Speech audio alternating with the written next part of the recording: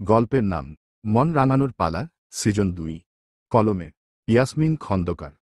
গল্পের প্রথম পর্ব।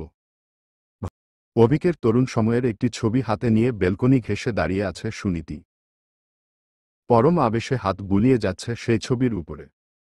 একসময় টুপ করে দুফোঁটা জল পড়ল। পরক্ষণেই সবার অলক্ষ্যে সেই জল মুছে ফেলল। ছবিটা রুমে নিয়ে হেসে যথাস্থানে রেখে করুণ স্বরে বলল, কতদিন তোমায় দেখি না আমি। কতদিন তোমার বাহুডোরে ঘুমাই না। তোমার কি আমার কথা একটুও মনে পড়ে না অভিক? এতগুলো দিন কিভাবে আমার থেকে লুকিয়ে আছো? তোমাকে ছাড়া আমি ২০টা বসন্ত পার করে দিলাম। আমার এই অপেক্ষার প্রহর কি কেবল দীর্ঘই হবে? সুনীতির বুক চিরে বের হলো দীর্ঘশ্বাস। চোখ বন্ধ করতেই মনে পড়ে যায় সেই কালো রাতের কথা, যেদিন অভিক তাকে নিজ বাহুডোরে আবদ্ধ রেখে বলেছিল, আজ আমার খুব জরুরি একটা মিশন আছে। আজ ওই শমশের আলমকে আমি হাতে নাতে ধরবই। ও আমাদের দেশের অনেক ক্ষতি করছে। ওকে আমি আর কোনো সুযোগ দেব না। সুনীতি সেদিন ভীষণ ভীত হয়ে অভিককে বলেছিল, তুমি আবার সুস্থ সবলভাবে আমার কাছে ফিরবে তো? অভিক বুক ফুলিয়ে গর্বের সাথে বলেছিল, ফিরব, তবে জয়ী হয়ে। কিন্তু অভিক সে কথা রাখেনি। সেদিন রাতে সে ফেরেনি। সেই রাতের পর থেকে সুদীর্ঘ ২০ বছরের প্রত্যেকটি রাত সুনীতি কাটিয়েছে অভিকের অপেক্ষায়। কিন্তু অপেক্ষা শুধু দীর্ঘই হয়েছে। সবাই কত বলেছে অভিকের আশা ছেড়ে দিতে। সে আর হয়তো এই দুনিয়ায় নেই। কিন্তু সুনীতি সেসব কোনো কথা বিশ্বাস করেনি। কারণ সুনীতির বিশ্বাস তার অভিক কখনো তাকে মিথ্যা বলতে পারে না। সে যখন বলছিল সে ফিরবে, তার মানে ফিরবেই। তাছাড়া অভিকের মৃতদেহ তো কোথাও খুঁজে পাওয়া যায়নি। যদিও অনেকে বলেছিল হয়তো কোনো পাহাড়ের খাদে পড়ে গেছে সে। তবুও সেসব কথা সুনীতি গায়ে মাখেনি। তার একটাই বিশ্বাস, অভিক ফিরবে। আজ না হয় কাল সে ফিরবেই। ফিরে এসে সুনীতিকে জড়িয়ে ধরে বলবে, দেখো নীতি, আমি ফিরে এসেছি। লোকে সুনীতিকে পাগল বলুক, মানসিক রোগী বলুক, তবুও সে জীবনের শেষ দিন অবধি অভিকের অপেক্ষায় প্রহর গুনবে। এসব ভাবতে ভাবতেই সুনীতি নিজের পিঠে কারো হাতের স্পর্শ বুঝতে পারল। পিছনে ফিরে তাকাতেই দেখতে পেল নিজের শাশুড়ি রাহেলা খাতুনকে। তাকে দেখামাত্রই সে মুখে হাসি ফুটাল। তবে রাহেলা খাতুন ঠিকই বুঝলেন এই হাসি মেকি। স্বামী সন্তানকে হারিয়ে এখন নিজের বৌমা আর নাতনিকে ঘিরেই তার জীবন। লাঠিতে ভর দিয়ে চলাফেরা করেন। শরীরে নানা রোগ বাসা বেঁধেছে। চোখেও ঘোলা দেখেন। তবে এই ঘোলা দৃষ্টি দিয়েও তিনি সুনীতির দুচোখে লুকিয়ে থাকা কষ্টের মাত্রা বুঝতে পারলেন। একটা দীর্ঘশ্বাস ফেলে বললেন, আর কত বৌমা? আর কত? তোমার এই অপেক্ষা আর কতদিন চলবে? যতদিন না পর্যন্ত আপনার ছেলে ফিরে আসছে। তোমার কি এখনো বিশ্বাস হয় যে অভিক ফিরবে? যদি ওর ফেরারি হতো তাহলে কি এতদিনে ফিরত না? ও আমায় কথা দিয়েছিল ও ফিরবে। আমি জানি ও একদিন ফিরে আমায় চমকে দেব। অভিক ওর সব কথা রাখে। সুতরাং এই কথাটাও রাখবে। আমি নিশ্চিত। রাহেলা খাতুন সুনীতির নিষ্পাপ মুখপানে চেয়ে থাকে। বয়স পেরিয়েছে ৪৫-এর কোঠা। তবুও যেন রূপ লাবণ্য ধরে রেখেছে এই নারী। অভিক নিখোঁজ হবার পর থেকে তো কত ভালো ঘর থেকে সম্বন্ধ এলো। কিন্তু সুনীতি তাদের সবাইকে ফিরিয়েছে। কারণ সুনীতির প্রতি ফোঁটা রক্তের সাথে যে মিশে আছে একটি নাম, অভিক। আপনি তো মনে হয় সকালের ওষুধ এখনো নেননি, ব্রেকফাস্টও বোধহয় হয়নি। আমি এখনই সব ব্যবস্থা করে দিচ্ছি বলেই ব্যতিব্যস্ত হয়ে ওঠে সুনীতি। রাহেলা খাতুন তাকে থামিয়ে বলে, এতটা ব্যস্ত হইও না বৌমা, আমি ব্রেকফাস্টও করেছি, ওষুধও নিয়েছি। সুনীতি অবাক কণ্ঠে শুধায়, আমি তো এখনো ব্রেকফাস্ট বানাইনি তাহলে? রাহেলা খাতুন হেসে বলেন, তুমি বানাওনি তো কি হয়েছে? আমার অভিক্ষা সখী আছে না, উই সব করেছে। সুনীতির মুখে আধার নেমে আসে। সে বলে, অভিক্ষাকে আমি কতবার মানা করেছি আগুনের পাশে না যেতে। তবুও আমার কোনো কথা শোনে না, আজ ওর একদিন কি আমার?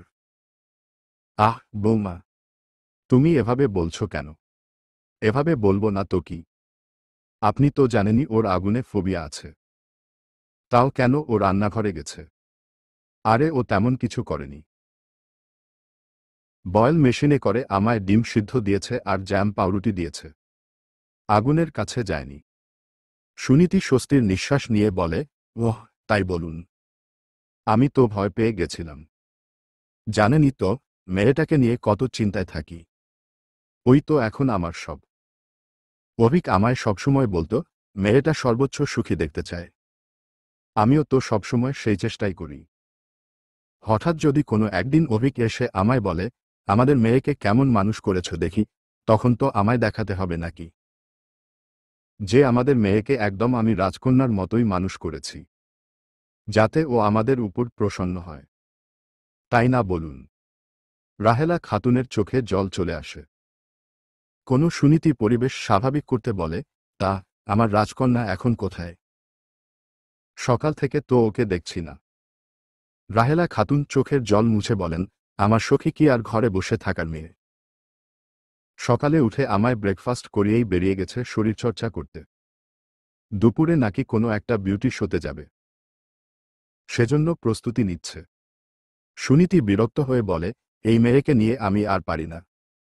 এত সকাল সকাল একা এভাবে ব্যায়াম করতে বেরিয়ে গেল। এমনিতেই দিনকাল ভালো না। আমার চিন্তাটা ও কখনো বুঝবে না। তুমি এত চিন্তা করো না, বৌমা। আমার সইয়ের কোনো বিপদ হবে না, ও নিজেকে সব বিপদ থেকে রক্ষা করতে জানে। কি জন্য বলছিল সেদিন, হ্যাঁ কুংফু, ক্যারাটে, এসব তো প্র্যাকটিস করেছে ও। এসব যথেষ্ট নয় মা। যা দিনকাল পড়েছে এখন একটা মেয়ে যতই স্ট্রং দেখাক নিজের আত্মরক্ষা করতে সে যথেষ্ট নয়। ও আসুক আজকে, তারপর আমি দেখাচ্ছি মজা। তুমি আমার সখীকে বেশি বকা দিও না বৌমা। না হলে আবার রাগ করে খাওয়া দাওয়া বন্ধ করে দেব। খাওয়া দাওয়া বন্ধ করবে বললেই হলো। আমি ঠেসে ঠেসে খাইয়ে দেব। রাহেলা খাতুন হেসে ফেলেন। কানে এয়ারবাড লাগিয়ে পার্কের মধ্যে দিয়ে দৌড়ে যাচ্ছে ২৫ বছর বয়সী এক অতীব সুন্দরী রমণী। বেঁধে রাখা চুলও মাঝে মধ্যে বাধা অমান্য করে হাওয়ার তালে উঠছে। আশেপাশে সব ৮ থেকে ৮০ যত পুরুষ আছে সবার দৃষ্টি সেই সুন্দরী রমণীর দিকে। কিন্তু রমণীটির কারো দিকেই কোনো ধ্যান নেই। সে আপন মনে দৌড়ে চলেছে। কানে লাগানো এয়ারবাডে বাজছে বিখ্যাত ইংলিশ বয় ব্যান্ড ওয়ান ডিরেকশনের গান, অনলি গেটিং ওল্ডার বেবি। গানের মধ্যেই যেন সে হারিয়ে গেছে। এমন সময় হঠাৎ কলের রিংটোন বেজে উঠল। রমণীটি একটা বড় অশ্বত্থ গাছের নিচে দাঁড়িয়ে কলটা রিসিভ করল। কল রিসিভ করতেই শুনতে পেল বিপরীত দিক থেকে তার অ্যাসিস্ট্যান্ট মুন্নির কণ্ঠস্বর। মুন্নি বলছিল, ম্যাম, আপনার আজকের স্ক্যাডিউলটা শোনাতে এলাম। হুম, বলো শুনছি। আজ দুপুর ১২টায় বনানীর গ্র্যান্ড প্যালেসে একটা বিউটি শোতে আপনায় গেস্ট হিসেবে থাকতে হবে। আর রাত ৯টার দিকে মিরপুর ১২-এ একটি বিদেশি ব্র্যান্ডের সামনে আপনার ডিজাইন করা নতুন কিছু ড্রেস প্রেজেন্ট করা হবে। ওহ, গুড। এরপর বলো। আর ম্যাম, পরশু আপনাকে একটু সিলেটে যেতে হবে। সিলেট নামটা শুনেই রমণী থমকে গেল। মনে পড়ে গেল কিছু নির্মম স্মৃতি। ভাষা ভাষা গলায় বলল, কেন? সিলেটে হঠাৎ করে একটা ফ্যাশন শোয়ের ব্যবস্থা করা হয়েছে আমাদের কোম্পানি থেকে। মিজানুর স্যার আমাকে বলেছিল কালকেই এটা আপনাকে জানাতে, কিন্তু আমি ভুলে গেছিলাম। Damn it. ফোন রাখো এখন। মুন্নি তড়িঘড়ি করে ফোন রেখে দিল। রমণীটি অশ্বত্থ গাছের নিচেই একটি বেঞ্চে বসে পড়ল। অতপর কিছুক্ষণ জোরে জোরে শ্বাস নিয়ে বলল, সিলেট। যেই শহর আমার বাবাকে আমার থেকে কেড়ে নিয়েছে, আবার কিনা সেখানেই যেতে হবে। সুনীতি অস্থির হয়ে পুরো ঘরময় পায়চারি করে চলেছে। রাহেলা খাতুন চিন্তিত ভঙ্গিতে তাকে পরখ করে চলেছেন। সুনীতি ঘড়ির দিকে তাকিয়ে বলল, দেখেছেন আপনার আদরের নাতনির কাণ্ড। ও বেরিয়েছে ৭টার সময় আর এখন বাজে ৯টা। ২ ঘন্টা হয়ে গেল ও বাড়ির বাইরে, অথচ একটা ফোন কল অবধি করছে না। আবার আমি কল করলে রিসিভও করছে না। বড্ড বার বেড়েছে। আজ শুধু একবার ওকে আসতে দিন। তারপর দেখাচ্ছি ওর একদিন কি আমার একদিন।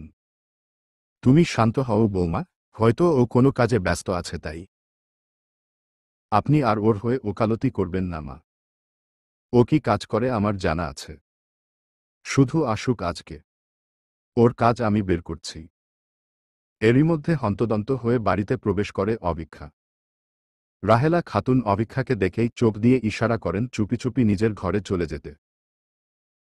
অভিক্ষাও নিজের মায়ের চোখ ফাঁকি দিয়ে গুটি গুটি করে নিজের রুমের দিকে পা বাড়ায়। কিন্তু সুনীতির চোখে ফাঁকি দেয়া এত সহজ না। সুনীতি ঠিকই অভিক্ষাকে দেখে নেয় এবং তার কাছে এসে তার কান ধরে বলে, আমার থেকে পালানো হচ্ছে। ফাজিল মেয়ে, আজ তোমার খবর আছে। উফ মা, ছাড়ো, লাগছে আমার। লাগুক, আমি তো এটাই চাই। রাহেলা খাতুন বলেন, বোমা, ছাড়ো ওকে। ওর লাগছে তো। মেয়েটার বয়স 25 হয়ে গেছে, এত বড় মেয়েকে কি কেউ শাসন করে? আপনার নাতনি শুধু বয়সেই বড় হয়েছে, বুদ্ধিতে আর হয়নি। ও জানে না আমি ওর জন্য কত চিন্তা করি। সেসব নিয়ে ওর কোনো মাথা ব্যথা আছে?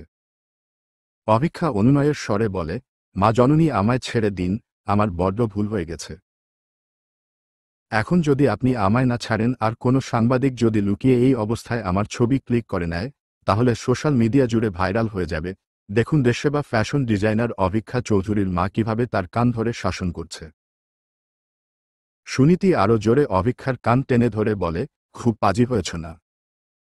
মায়ের সাথে মশকরা। রাহেলা খাতুন এসে অভিক্ষাকে ছাড়িয়ে নিয়ে বললেন, তুমি আর শোধরাবে না বৌমা? মেয়েটা তো বড় হয়েছে নাকি? বড় হয়েছে জন্য কি এখন এমন স্বেচ্ছাচারিতা করবে? আর আমি সেটা মেনেও নেব? এতটা স্বাধীনতা আমি দিতে পারব না। অভিক্ষা নিজের মায়ের রাগ গলানোর জন্য তার গলা জড়িয়ে ধরে বলে, ভুল হয়ে গেছে না? আসলে ফোনটা সাইলেন্ট করে রেখেছিলাম তাই। আমাকে এসব বোঝাতে এসো না। আমি ভালোই জানি তোমার ফোন সাইলেন্ট ছিল না।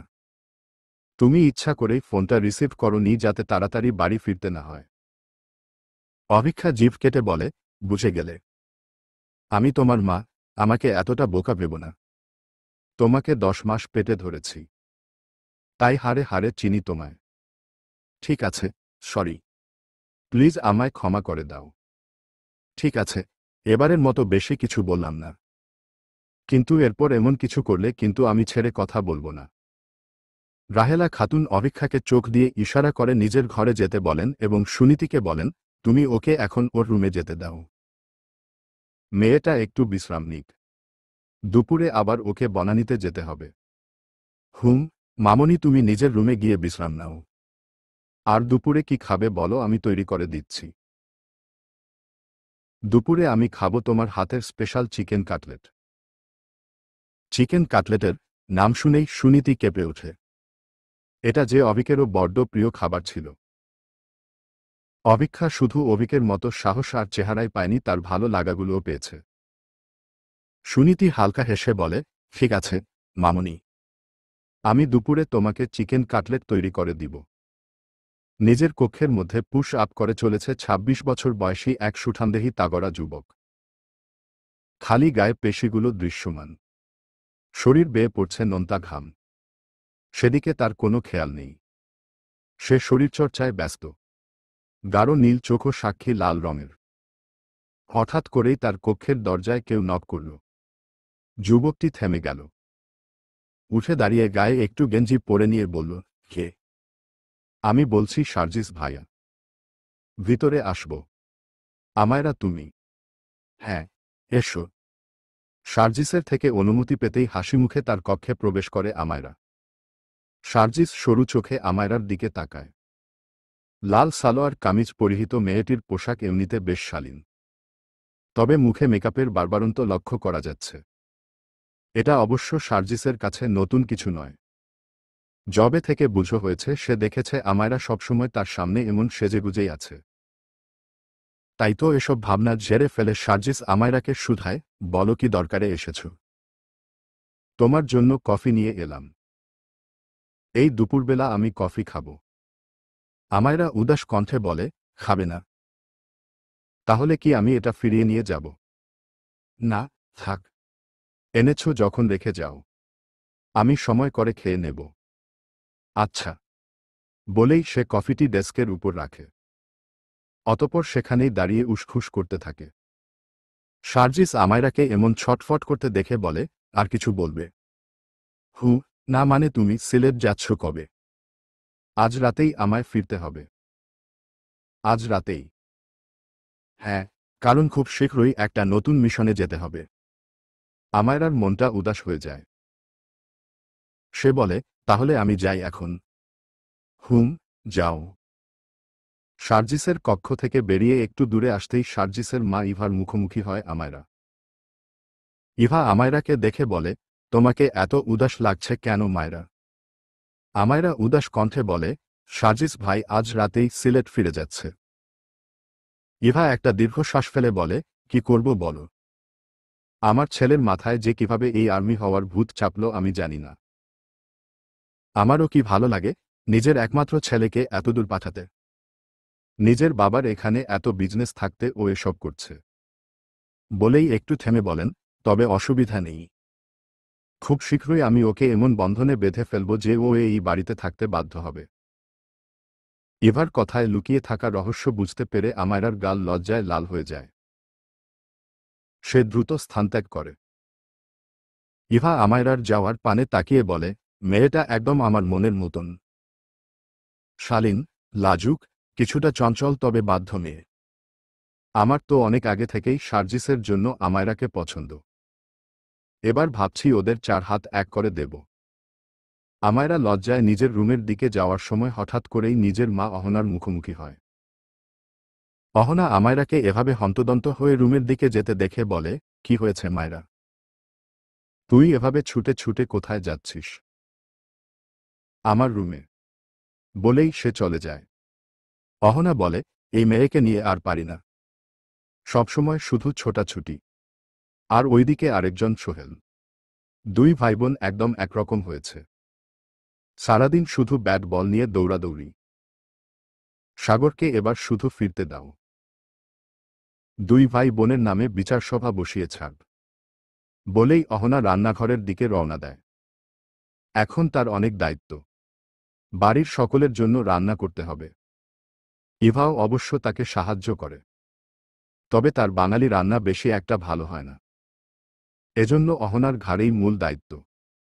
মন_রাঙানোর_পালা_2 পাট_3 ইয়াসমিন_খন্দকার। অভিক্ষা ভীষণ সুন্দর একটি লাল গাউন পরে তৈরি হয়ে নিয়েছে ফ্যাশন শোতে যাওয়ার জন্য। সে বের হতে যাবে এমন সময় সুনীতি চলে এলো অভিক্ষার রুমে। অভিক্ষা নিজের মাকে দেখে বলল, মা, তুমি? কোনো দরকার আছে? হুম, মার কাছে শুনলাম তুমি নাকি পরশু সিলেট যাচ্ছ। এটা কি সত্যি? গম্ভীর স্বরে প্রশ্নটা করল সুনীতি। অভিক্ষা একটা দীর্ঘশ্বাস ফেলে বলে, খুব জরুরি একটা কাজ পড়ে গেছে। আমাকে না জানিয়েই মিজানুর স্যার ওখানে একটা শো হোস্ট করে ফেলেছেন, এখন সেটা বাতিল করারও কোনো সুযোগ নেই। সুনীতি শান্ত স্বরে বলে, সাবধানে যেও। আর সিলেটে গিয়ে আবার একা একা পাহাড়ের জঙ্গলে নিজের বাবাকে খুঁজতে চলে যেও না। এই ভয়েই আমি তোমাকে সিলেটে পাঠাতে চাই না। সেনাবাহিনীর কত টিম তো সব জায়গায় তন্নতন্ন করে খুঁজল কতগুলো বছর। তবুও তো তোমার বাবার দেখা পেল না। যাই হোক, এখন যে কাজে যাচ্ছ সাবধানে যাও। আর সিলেটে তোমাকে আমি কোনোমতেই একা যেতে দেব না। মুন্নিকেও সাথে নিয়ে যাবে। ওই বোকা মেয়েটাকে কেন সাথে নিব? ওকে সাথে নিলে তো 24 ঘন্টা 7 দিনই আমায় জ্বালিয়ে মারবে। তুমি চুপ করো। মুন্নি বোকা হলেও আমার বিশ্বস্ত। মেয়েটা কখনো মিথ্যা বলে না। তুমি কোনো তেড়িবেড়ি করলেই ও আমায় বলে দেব। তুমি আমার থেকে বেশি ওই মেয়েটাকে বিশ্বাস করো। হ্যাঁ, করি। এখন যে কাজে যাচ্ছ যাও। আমার কথার কোনো নড়চড় হবে না। অভিক্ষা মুখ ফুলিয়ে রুম থেকে বের হল। তার মুখ ছিল উদাস। অভিক্ষা বেরিয়ে যেতেই সুনীতি বলল, আমি যা করি তোমার কথা ভেবেই করি মামুনি। এজন্য হয়তো মাঝে মধ্যে আমায় একটু কঠোর হতে হয়, কিন্তু কি করব বলো? তোমার বাবাকে যে কথা দিয়েছিলাম তোমায় সব বিপদ থেকে আগলে রাখব, সেই কথা যে আমায় রাখতেই হবে। অভিক্ষা বনানীতে একটি ফ্যাশন শোতে গেস্ট হিসেবে চলে এসেছে তাদের ব্র্যান্ডের বিভিন্ন ডিজাইনের পোশাকের প্রদর্শনী চলছে, যার বেশিরভাগই অভিক্ষার ডিজাইন করা। একটু পরই মুন্নি হাতে একটা ফর্দ নিয়ে অভিক্ষার দিকে এগিয়ে গেল। অভিক্ষার ভীষণ রাগ হল মুন্নিকে দেখে। মুন্নি অভিক্ষার সামনে এসে একগাল হেসে বলল, ম্যাডাম, একজন নামকরা বিজনেসম্যান আপনার সাথে দেখা করতে চাইছেন। উনি এই ফ্যাশন শোতেই উপস্থিত আছেন। বলছেন আপনার সাথে কি যেন চুক্তি করতে চান।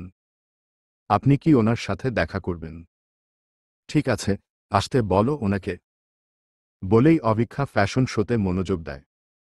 কিছুক্ষণ পরেই একটা গম্ভীর পুরুষালী কণ্ঠ ভেসে আসে। হ্যালো মিস অভিক্ষা, কি সৌভাগ্য আমার। দেশসেবা ফ্যাশন ডিজাইনারের সাথে দেখা করতে পারলাম। আশা করি আপনি ভালো আছেন। চেনা পরিচিত স্বরটা কানে আসতেই অভিক্ষা হতবাক চোখে তাকায়। কতগুলো দিন পর সেই চেনা পুরুষটির দেখা, যে একসময় তার হৃদয় জুড়ে বাস করত। অভিক্ষার মুখ থেকে অস্ফুট স্বরে বের হয়ে আসে, মুকিদ। লঙ্গ টাইম নো সি, আমাকে ভুলে যাওনি তাহলে? যাই হোক, আমার এখন নতুন পরিচয় হয়েছে, সেটা আগে দেই। Myself, Mukid Chowdhury, CEO of Chowdhury group and industry. অভিক্ষা নির্বিশেষ চোখে তাকিয়েছিল মুকিতের দিকে। তার চোখের এক কোণে অশ্রু এসে জমা হচ্ছিল। মুকিত অভিক্ষার সামনেই বিয়ারের বোতলে চুমুক দিয়ে বলল, কি যেন বলেছিলে তুমি? I am good for nothing, আমাকে দিয়ে কিছু হবে না, আমি লাইফে কিছু অ্যাচিভ করতে পারবো না, রাইট? আজ দেখ আমায়, কোথায় আমি আর কোথায় তুমি। আজ তোমায় চেয়েও হাজার সুন্দরী মেয়ে প্রতি রাতে আমার বিছানায় শোভা পায়। এক রাতের জন্য আমি তাদের কিনে নেই। আচমকা অভিক্ষার মুখভঙ্গি বদলে যায়। তার চোয়াল কঠিন হয়। শক্ত কণ্ঠে বলে, আপনার পার্সোনাল লাইফ সম্পর্কে আমি বিন্দুমাত্র ইন্টারেস্টেড নই। যদি আপনার প্রফেশনাল কোনো কথা থাকে তো বলতে পারেন। Otherwise, excuse me. মুকিত হাতের মুঠোয় বিয়ারের বোতলটা শক্ত করে ধরে বলে, রাইট। আমাদের পার্সোনাল কথা তো 3 বছর আগেই ফুরিয়ে গেছে, রাইট? এখন আমাদের যা কথা হবে সবই প্রফেশনাল। ওকে, দেন আমি ফ্যাশন ডিজাইনিং সাম্রাজ্ঞী অভিক্ষাকে একটা স্পেশাল অফার দিতে চাই। তাকে কি এক রাতের জন্য পাওয়া যাবে? আমি ব্ল্যাঙ্ক চেক দিতে রাজি আছি। সেখানে সে ইচ্ছামতো অ্যামাউন্ট বসিয়ে দিতে পারে। এ পর্যায়ে অভিক্ষা আর নিজেকে দমিয়ে রাখতে পারে না। ঠাস করে থাপ্পড় বসিয়ে দেয় মুকিতের গালে। মুকিত অভিক্ষাকে চোখ রাঙিয়ে বলে, হাউ ডেয়ার ইউ। অভিক্ষা গর্জে উঠে বলে, এরপর কোনো মেয়েকে অসম্মান করার আগে এই থাপ্পড়টার কথা মনে রেখো। আমার ভাবতেও ঘৃণা হচ্ছে যে একসময় আমি তোমার মতো একটা নোংরা মানসিকতার। মুকিত এ পর্যায়ে অভিক্ষাকে নিজের কাছে টেনে নিয়ে বলে, আমি এমন ছিলাম না। তুমি আমায় এমন বানিয়েছ। কেন ছেড়ে গিয়েছিলে আমায়? এই টাকার জন্যই তো। অভিক্ষা ধাক্কা দিয়ে মুকিতকে নিজের থেকে দূরে ঠেলে দিয়ে চোখের জল মুছতে মুছতে স্থান ত্যাগ করে। যাওয়ার সময় বিড়বিড় করে বলে, যা করেছিলাম তোমার ভালোর জন্যই করেছিলাম। কিন্তু তোমার ভালো করতে গিয়ে যে তোমায় এতটা বিগড়ে দেব সেটা ভাবিনি। শারজিস সিলেটে ফিরে যাওয়ার জন্য প্রস্তুতি নিচ্ছিল। এমন সময় সে খেয়াল করে একটা ছায়ামূর্তি। পিছন ফিরে তাকাতেই শারজিস দেখতে পায় আমায়রাকে। গম্ভীর স্বরে বলে, তুমি? চাচির কাছে শুনলাম তুমি এখনই সিলেটের উদ্দেশ্যে রওনা দেব, তাই আমার একটু স্পেস দরকার। শারজিসের কথা শুনে আমায়রার মুখে আধার নেমে এলো। সে মলিন হেসে শারজিসের রুম থেকে বের হল। তার চোখের এক কোণে অশ্রুকণা জমে গেল। ভালোবাসা কেন এত পোড়ায়? ইভার নজরে আসে আমায়রা। সেও শারজিসের কক্ষের দিকে যাচ্ছিল। আমায়রাকে দেখে ইভা এগিয়ে এসে বলে, কি হয়েছে মায়রা? শারজিসের সাথে দেখা হল। হুম বলেই আমায়রা উদাস মুখে চলে যায়। ইভা ব্যাপারটা বুঝতে পারে। শারজিসের রুমে ঢুকে বলে, তুমি এমন কেন শারজিস? তুমি কি বুঝতে পারো না মেয়েটা তোমায় কতটা পছন্দ করে? তবুও কেন সবসময় ওকে এভাবে ইগনোর কর?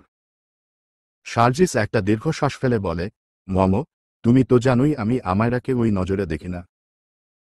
ছোট থেকে আমি ওকে বোন হিসেবেই দেখেছি, তাই ওর এই ইমোশনকে আমি প্রশ্রয় দিতে চাই না।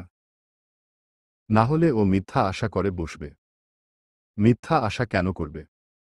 প্রয়োজনে আমি আমায়রাকেই তোমার বউ করে আনব। মম, কেন?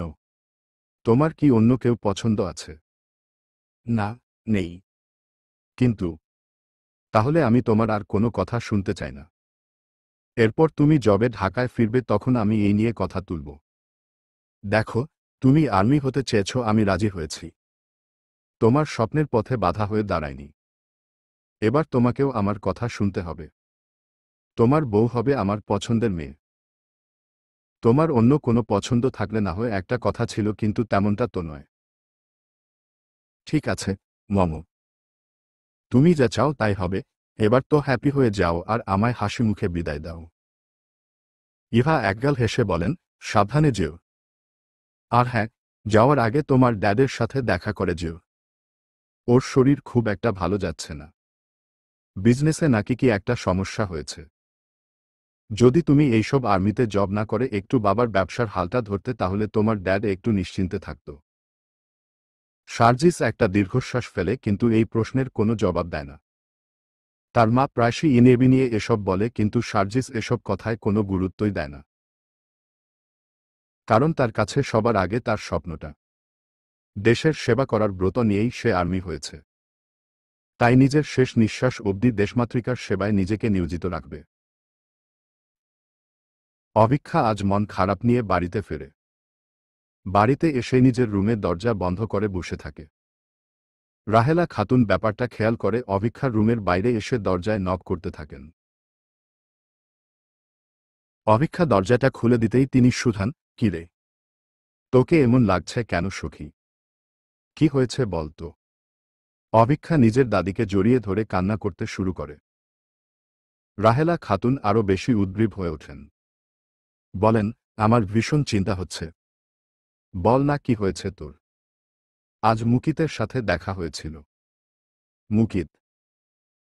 অভীক্ষা সব ঘটনা রাহেলা খাতুনকে খুলে বলেন। রাহেলা খাতুন অভীক্ষাকে বলেন, তুই আর একদম কাঁদবি না। তুই তো আমার স্ট্রং সখী, তুই কেন কাঁদবি বল? আর মুকিত যে এত জঘন্য কথা বলতে পারে আমি সেটা ভাবতেও পারিনি। তুই তো ওর ভালোর কথা ভেবেই ওকে ছেড়ে দিয়েছিলি। আর ও? অভীক্ষা চোখ বন্ধ করে। তার মনে পড়ে যায় ৩ বছর আগের কথা, যেদিন মুকিতের মা মুস্কান চৌধুরী তার সাথে দেখা করতে এসেছিল। অতীত। অভীক্ষার সামনে একটি চেয়ারে বসে আছেন মুস্কান চৌধুরী। অভীক্ষা চেনেন ওনাকে। মুকিত তাদের সম্পর্কের শুরুতেই নিজের মায়ের সাথে তার দেখা করিয়েছিল। তাই অভীক্ষা বিনয়ী সুরে বলেন, আসসালামু আলাইকুম আন্টি, আপনি হঠাৎ আমাকে এখানে ডেকে পাঠালেন? কোনো জরুরি দরকার? মুস্কান চৌধুরী হালকা হেসে বলেন, ইয়েস মাই চাইল্ড। তোমার সাথে আমার জরুরি দরকার। জি, বলুন। আমি আজ এখানে একজন মা হিসেবে তোমার কাছে ভিক্ষা চাইতে এসেছি। তুমি কথা দাও, আমাকে ফেরাবে না। ছি ছি আন্টি, এভাবে কেন বলছেন? আজ যে আমি বড় অসহায় অভীক্ষা। তুমি তো জানোই, মুকিতের বাবার আমি ছাড়াও আরও একজন স্ত্রী আছে, সেই ঘরে ওনার আরও একটা ছেলে আছে। মুকিতের বাবা এখন চাইছে নিজের সব সম্পত্তি ওই ছেলের নামে করে দিতে। মুকিতকে নিজের সব স্থাবর অস্থাবর সম্পত্তি থেকে বঞ্চিত করতে চাইছেন। কি বলছেন কি আপনি আন্টি? এমন কেন করবেন উনি? যদি বলি কারণটা তুমি? আমি? হুম, তুমি। মুকিতের বাবার তোমাকে একেবারেই পছন্দ নয়। তাই তোমার সাথে সম্পর্ক রাখা নিয়ে ওদের বাবা ছেলের মাঝে অনেক তর্ক হয়েছে। মুকিতের বাবা চায় না ও তোমার মতো মিডল ক্লাস মেয়ের সাথে সম্পর্ক রাখুক। ও চায় হাই সোসাইটির কারো সাথে মুকিতের সম্পর্ক হোক। আর এটা নিয়েই মূল দ্বন্দ্ব। এছাড়াও তিনি মনে করেন, তোমার সাথে প্রেম করার জন্য মুকিত বিজনেসে টাইম দিতে পারছে না। অন্যদিকে তার অন্যপক্ষের ছেলে বিজনেসে ফুললি ডেডিকেশন দিয়ে কাজ করে চৌধুরী গ্রুপ অ্যান্ড ইন্ডাস্ট্রিকে এগিয়ে নিয়ে যাচ্ছে। তো এখন আপনি আমাকে কি করতে বলছেন? মুস্কান চৌধুরী অভীক্ষার সামনে হাতজোড় করে বলেন, তুমি মুকিতের সাথে ব্রেকআপ করে নাও। এটাই এখন একমাত্র উপায়। এসব আপনি কি বলছেন? আমি আর মুকিত একে অপরকে প্রচণ্ড ভালোবাসি। আমার পক্ষে এটা সম্ভব নয়। ওকে ছাড়া আমি বাঁচব না। মুস্কান চৌধুরী এই পর্যায়ে অভীক্ষার পায়ের কাছে বসে পড়েন। আন্টি ছাড়ুন। কি করছেন এসব? আমার ছেলের জন্য আমি তোমার কাছে ভিক্ষা চাইছি। আমায় ফিরিও না। তুমি আমার ছেলের জীবনে থাকলে ওর ভবিষ্যৎ পুরোপুরি নষ্ট হয়ে যাবে। ওর বাবার সব সম্পত্তি থেকে বঞ্চিত হওয়ার পর ওর আর কিছুই থাকবে না। হয়তো এরপর ওর বাবা আমাকেও ডিভোর্স দিবে। তারপর আমরা দুই মা ছেলে কোথায় যাব? দয়া করে আমার অনুরোধটা রাখো। মুস্কান চৌধুরীর এমন অনুরোধ আর ফেরাতে পারে না অভিক্ষা। তাই তো বুকে পাথর রেখে নিজের ভালোবাসাকে বলিদান দিয়ে বলে, ঠিক আছে আন্টি, আপনি যা চান তাই হবে। আমি মুকিতের সাথে সব সম্পর্ক ছিন্ন করে নেব। যদি এতে মুকিতের ভালো হয় তো তাই হোক। মুস্কান চৌধুরী অভিক্ষাকে অসংখ্য ধন্যবাদ জানিয়ে বিদায় দেন। এদিকে অভিক্ষা ঠায় বসে থেকে কাঁদতে থাকে। এই ঘটনার পরই অভিক্ষা মুকিতের সাথে ব্রেকআপ করে নেয়। যদিও মুকিত অনেক কান্না করেছিল, অভিক্ষার পায়ে পর্যন্ত পড়েছিল সম্পর্কটা বাঁচাতে, মুষলধারে বৃষ্টির মধ্যেও অভিক্ষার বাড়ির বাইরে দাঁড়িয়েছিল, কিন্তু তবুও অভিক্ষা মুকিতকে ফিরিয়ে দিয়েছিল, যাতে তার জীবনটা সুন্দর হয়। অতীতের এসব ঘটনা মনে করে অভিক্ষা রাহেলা খাতুনকে বলে, আমি মুকিতকে অনেক বেশি কষ্ট দিয়ে ফেলেছিলাম, তাই হয়তো ও এতটা বদলে গেছে। রাহেলা খাতুন একটা দীর্ঘশ্বাস ফেলেন। প্রসঙ্গ বদলাতে বলেন, যাই ঘটে থাকুক, মুকিত এখন তোর অতীত। তুই ওর ভালোর জন্যই ওর হাত ছেড়েছিলি, আর আজ ও প্রতিষ্ঠা। এখন তোদের রাস্তা আলাদা হওয়াই শ্রেয়। তুই মুকিতের কথা বাদ দিয়ে নিজের ক্যারিয়ারে ফোকাস কর। কাল না তোর সিলেটে যাওয়ার কথা? পরশু শো আছে, তাই আমাকে কালকেই সিলেটে ল্যান্ড করতে হবে। ঠিক আছে, এখন আর কান্নাকাটি না করে ঘুমিয়ে পড়। কাল সিলেটে যাস, অনেক সুন্দর শহর। তোর বাবা তো প্রায়ই আমাকে সিলেটের সৌন্দর্যের কথা বলত। পাহাড়, জঙ্গল, ঝর্ণা আর চা বাগানে ঘেরা শহর। আমায় বলেছিল সময় পেলে ঘুরতে নিয়ে যাবে, কিন্তু তার আগেই। রাহেলা খাতুনের চোখে জল চলে এলো। অভিক্ষা সেই জল মুছে দিয়ে বলল, তুমি কেঁদো না দাদি, বাবার দেয়া কথা আমি রাখব। আমি তোমাকে সিলেটে নিয়ে যাব। তাছাড়া আমি ভেবেছি, এবার যখন সিলেটে যাচ্ছি তখন আরও একটা কাজ করব। কি কাজ? বাবার খোঁজ। রাহেলা খাতুনের বুকটা ধপ করে ওঠে। তিনি বলে ওঠেন, এসব কি ভেবেছিস তুই? তোর মা জানলে তো কুরুক্ষেত্র বেঁধে যাবে। মাকে এসব জানানো যাবে না। আমি সবটা ম্যানেজ করে নেব। আমাকে একটা চেষ্টা করতে দাও। কিন্তু তুই কোথায় খুঁজবি তোর বাবাকে? এতগুলো বছর তো তার কত খোঁজ চলল, কিন্তু ফলাফল শূন্য। আমি নিজ থেকে একটা চেষ্টা করে দেখতে চাই। সীমান্তবর্তী এলাকায় যেখানে বাবা নিখোঁজ হয়েছিল সেখানে। এটা তো বিপজ্জনক হতে পারে। আমার কিছুই হবে না। আমাকে বাবাকে খুঁজে বের করতেই হবে।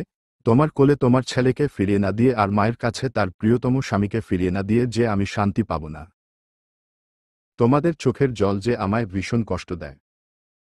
রাহেলা খাতুন অভিক্ষার মাথায় হাত বুলিয়ে দিয়ে বলেন, একদম বাবার মতোই সাহসী হয়েছিস। আল্লাহ তোর সহায় হোক। আমি তো অনেক আগেই আশা ছেড়ে দিয়েছি, তবুও আল্লাহ চাইলে সব সম্ভব। যদি সত্যি আমার ছেলেটা এখনো অবধি বেঁচে থাকে তাহলে আমি তার সন্ধান পেতে চাই। মৃত্যুর আগে একবার তাকে দুচোখ ভরে দেখতে চাই। না হলে যে আমি মরেও শান্তি পাব না রে। সার্জিস সিলেটে সেনা ক্যাম্পে অবস্থান করছে। বর্তমানে সে সেনাবাহিনীর একজন মেজর। তাই তাকে একটা নতুন মিশনের নেতৃত্ব দিতে হচ্ছে। সার্জিস তার অধীনে থাকা সকল লেফটেন্যান্ট এবং সেনা সদস্যদের বলে, আগামীকাল আমাদের সীমান্তবর্তী এলাকায় একটা মিশন পরিচালনা করতে হবে। আমার কাছে খবর আছে, কাল সীমান্ত দিয়ে অবৈধ অস্ত্র আমদানি করার পরিকল্পনা আছে স্মাগলারদের। এটা আমাদের দেশের সার্বভৌমত্বের জন্য একটা বিরাট হুমকি হয়ে দেখা দিতে পারে। তাই আমাদের যে করেই হোক, ওই স্মাগলারদের ধরতেই হবে। Yes, major. আমরা সবাই প্রস্তুত আছে। প্রয়োজনে নিজের জীবন বিলিয়ে দেব। তবু ওই স্মাগলারদের সফল হতে দেব না। That's the spirit. সার্জিসের গর্ব হয় তার অধীনে থাকা এসব সাহসী বীর সৈনিকদের জন্য, যারা দেশের জন্য নিজের জীবন দিতেও দুবার ভাবে না। অভিক্ষা সিলেটে যাওয়ার জন্য তৈরি হচ্ছে। সুনীতি ভীষণ ছটফট করছে। তার মন একদমই সায় দিচ্ছে না অভিক্ষাকে সিলেটে পাঠাতে। বারংবার অজানা বিপদের আশঙ্কায় বুক কেঁপে উঠছে। রাহেলা খাতুন সুনীতির এই অস্থিরতা লক্ষ্য করছেন। চিন্তা তো তারও হচ্ছে অভিক্ষার জন্য, কিন্তু তাকে ঠেকানোর সাধ্যই রাহেলা খাতুনের নেই। তিনি খুব ভালো করেই জানেন অভিক্ষা কতটা জেদি। সে যে কোনো কিছুর বিনিময়ে হলেও নিজের সিদ্ধান্তে অটল থাকবেই। অভিক্ষা গায়ে একটা হলুদ টপস আর জিন্স জড়িয়ে বেরিয়ে পড়ল রুম থেকে। সাথে একটা ট্রলি ব্যাগ, যেখানে রয়েছে বিভিন্ন রকম পোশাক এবং মেকআপ সামগ্রী। সুনীতি অভিক্ষাকে দেখামাত্রই বলে উঠল, তোমার সিলেটে না গেলে হয় না? কোনোভাবে যদি ম্যানেজ করতে তো। অভিক্ষা হতাশ স্বরে বলে, এসব তুমি কি বলছো মা? আমার ফ্লাইটের সময় হয়ে যাচ্ছে। এই সময় অন্তত বাধা দিও না। সুনীতি কিছু বলতে যাবে তার পূর্বেই রাহেলা খাতুন বলেন, বৌমা, তুমি এবার কিন্তু বাড়াবাড়ি করছো। ওকে যেতে দাও। এভাবে পিছু ডাকা অমঙ্গলজনক। সুনীতি আর কিছু বলে না। সেই মুহূর্তে মুন্নি চলে আসতেই তিনি মুন্নির উদ্দেশ্যে বলেন, তোমার ম্যাডামের সার্বক্ষণিক খোঁজ খবর কিন্তু আমার চাই। এই কথাটা মনে রাখিও। তোমাকে কিন্তু আমি অনেক ভরসা করি। এই ভরসার মান রেখো। আপনি চিন্তা করবেন না, আন্টি। আমি আপনার ভরসার মান রাখবই। অভিক্ষা মুন্নির কথা শুনে মুচকি হাসে। মনে মনে বলে, তুমি অনেক বোকা মুন্নি। আমার সাথে চ্যালেঞ্জ নিয়ে লাভ হবে না। তোমায় ঘোল খাওয়ানো আমার 2 মিনিটের ব্যাপার। রাহেলা খাতুন তাড়া দিয়ে বলেন, তোদের তো ফ্লাইটের টাইম হয়ে যাচ্ছে, তাড়াতাড়ি রওনা দে। আচ্ছা সখী, থাকো, আমরা আসছি। মা, আসছি। সাবধানে যেও। আর তোমার সার্বক্ষণিক খোঁজ খবর আমি মুন্নির মাধ্যমে নেব। তাই কোনো উল্টাপাল্টা কিছু করার কথা ভাববে না। অভিক্ষা সামান্য মাথা নাড়ায়। সিলেটে এসে স্বস্তির নিঃশ্বাস নেয় অভিক্ষা। দীর্ঘক্ষণের ফ্লাইট জার্নির পর তারা সিলেটে পৌঁছাল। মুন্নি অভিক্ষার উদ্দেশ্যে বলে, চলুন তাহলে আমাদের বুক করে রাখা হোটেলের দিকে রওনা দেই। হুম, চলো।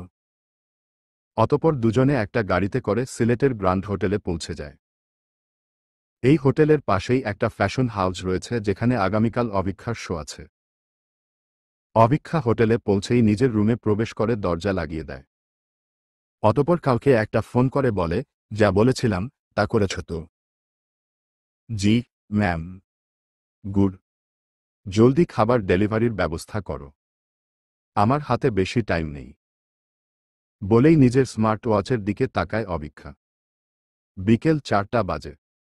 একটু পর একজন ওয়েটার তার খাবার নিয়ে আসে। অভিক্ষা খাবারটা রিসিভ করেই বলে, কাজ কমপ্লিট। জি ম্যাডাম। অভিক্ষা একটা ক্যাশ ওয়েটারটার দিকে বাড়িয়ে দিয়ে বলে, এই নাও তোমার পারিশ্রমিক। ওয়েটার একটা হাসি দিয়ে চলে যায়। অভিক্ষা নিজের খাওয়া দাওয়া শেষ করে একটু বিশ্রাম নিয়ে পাশের রুমে উকি দেয়, যা মুন্নির জন্য বরাদ্দ। মুন্নির রুমের দরজাটা খোলাই ছিল। রুমে ঢুকতেই অভিক্ষা দেখতে পায় মুন্নি বেঘরে ঘুমাচ্ছে। এটা দেখে অভিক্ষা দুষ্টু হেসে বলে, এখন কর মায়ের চামচামি। বলেই সে রুমের দরজা লক করে বেরিয়ে পড়ে। বর্তমানে তার পরনে একটা কালো হুডি এবং জিন্স। মুখটা মাস্কে আবৃত করে হোটেল থেকে বেরিয়ে একটি গাড়িতে উঠে পড়ে। ড্রাইভারের উদ্দেশ্যে বলে, আমাকে সীমান্তবর্তী এলাকায় নিয়ে চলো। গাড়ি রওনা দেয়। অভিক্ষা চোখ বন্ধ করে জোরে নিঃশ্বাস নিয়ে বলে, আমায় ক্ষমা করে দিও মা। কিন্তু এছাড়া আমার কাছে আর কোনো উপায় ছিল না। আমার হাতে আর বেশি সময় নেই। এই সময়ের মধ্যে আমায় সিলেটের সীমান্তবর্তী এলাকা খুঁজে দেখতে হবে। যদি বাবার সম্পর্কিত সামান্য কোনো ক্লুও পাই সেটাই আমার জন্য অনেক। সিলেটের সীমান্ত এলাকার কাছাকাছি এসে গাড়ি থেমে যায়। সামনে ঘন জঙ্গল। ড্রাইভার অভিক্ষাকে বলে, সামনে আর যাওয়া সম্ভব নয় ম্যাম। অভিক্ষা গাড়ি থেকে নেমে বলে, আপনি ফিরে যান। বাকি পথ আমি একাই যেতে পারব। ঠিক আছে। অভিক্ষা সামনের ঘন জঙ্গলের দিকে তাকায়। সে জানে এটা বিপজ্জনক হতে পারে, তবে নির্ভীক অভিক্ষা এসবে কেয়ার করে না। অভিক্ষা বুকে নিদারুণ সাহস নিয়ে বলে, এতগুলো বছর বাদে যখন আমি সিলেটে আসার সুযোগ পেয়েছি তখন হয় এসপার না হয় ওসপার করেই যাব। এই প্রবল মনোবল নিয়ে অভিক্ষা সামনের দিকে এগিয়ে যায়। এদিকে সীমান্তবর্তী এলাকায় সেনাবাহিনীর সদস্যরাও ওত পেতেছিল স্মাগলারদের ধরার জন্য। অনেকক্ষণ যাবৎ স্মাগলারদের কোনো হদিশ না পেয়ে সেনাবাহিনীর সদস্যরা অনেকটাই ঝিমিয়ে গেছিল। একজন লেফটেন্যান্ট তো মেজর সার্জিসকে এসে বলে, স্যার, আমার মনে হয় না এখানে কেউ আসবে বলে। আমাদের কাছে হয়তো কোনো মিস ইনফরমেশন এসেছিল। কিন্তু সার্জিসের তীক্ষ্ণ বুদ্ধি এটা মানতে চায় না। সে বলে, এমনটা হবার সম্ভাবনা কম। আমার মনে হয় স্মাগলাররা আশেপাশেই আছে। আমাদের এত সহজে হার মেনে নেওয়া উচিত হবে না, তাদের খোঁজ চালিয়ে যাওয়া উচিত। সবাই নিজেদের কাজে ব্যস্ত থাকে। এমন সময় হঠাৎ করে পাতার মর্মর শব্দ পাওয়া যায়। সবাই সাবধানী হয়। ডান দিক থেকে শব্দটা আসছিল। তাই সবাই সেদিকেই বন্দুক তাক করে। সার্জিস সেদিকে এগিয়ে গিয়ে গম্ভীর কণ্ঠে বলে, কে ওখানে, সাড়া দাও, আদারওয়াইজ উই উইল শুট। কিছুক্ষণের মধ্যেই ঝোপের আড়াল থেকে বেরিয়ে আসে কালো হুডি আর জিন্স পরিহিত একজন আগন্তুক, যার চেহারা মাস্কের জন্য ঠাহর করা যাচ্ছে না। সার্জিস আবারও জিজ্ঞেস করে, কে তুমি? এমন সময় এক নমনীয় নারী কণ্ঠ ভেসে আসে, আমি অভিক্ষা। আমি এই জঙ্গলে কিছু জরুরি এসেছিলাম। কিন্তু আপনারা? অভিক্ষার কথা শেষই হল নাকি তার আগেই গোলাগুলির শব্দে সবাই সাবধান হয়ে গেল। স্মাগলারদের দল অতর্কিতে হামলা চালিয়ে দিয়েছে। হঠাৎ এত গোলাগুলির শব্দে অভিক্ষা ভীষণ ভয় পেয়ে যায়। সেনাবাহিনীর সবাই যে যার মতো অবস্থান নিয়ে নেয়। সার্জিস কিছুক্ষণ অভিক্ষার দিকে আর চোখে তাকিয়ে অতপর একজন সেনাবাহিনীকে বলে তার দিকে গান পয়েন্ট করে রাখতে। কেননা এই মেয়েটিও সন্দেহজনক। তবে কিছুক্ষণের মধ্যেই পরিস্থিতি হাতের নাগালের বাইরে চলে গেল। স্মাগলাররা সংখ্যায় অনেক বেশি ছিল এবং তাদের কাছে অনেক দেশি বিদেশি ভয়ানক অস্ত্র ছিল যা নিমেষেই সেনাবাহিনীর মধ্যে অনেক বেশি প্রাণহানি ঘটায়। সার্জিসের হাতেও একটা গুলি লাগে, তবুও সে লড়াই চালিয়ে যাচ্ছিল। অভিক্ষা দূর থেকে এসব দেখে ভয়ে সিটিয়ে যাচ্ছিল। এতদিন সে শুধু এসব সিনেমাতেই দেখত, কিন্তু আজ বাস্তবে দেখার অভিজ্ঞতা হল। অভিক্ষা বেশিক্ষণ আর এসব সহ্য করতে পারল না। কিছুক্ষণের মধ্যেই তার মাথা ঘুরে উঠল এবং সে ওই স্থানেই অজ্ঞান হয়ে পড়ে রইল। এদিকে অসংখ্য সেনাবাহিনী নিজের জীবন হারাল, তো অনেকে নিজের জীবন বাঁচাতে পিছু হটল। যে যার মতো পালিয়ে বাঁচল। সার্জিসও বেশিক্ষণ লড়াই চালাতে পারল না, কারণ তার বন্দুকের গুলি শেষের পথে। শেষ অবধি সেও হার মানতে বাধ্য হল।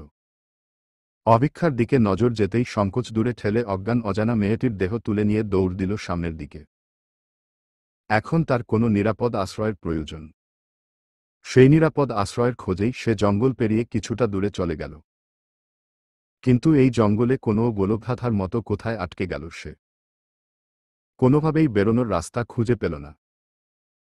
এমতাবস্থায় ভীষণ অসহায় বোধ করল। নিজের জন্য না হলেও নিজের সাথে থাকা এই অচেনা অজানা মেয়ের জন্য তার দুশ্চিন্তা হল। সবকিছু ঠিক থাকবে তো? অভিক্ষার জ্ঞান ফিরতেই সে নিজেকে ঘন জঙ্গলের মাঝে আবিষ্কার করে।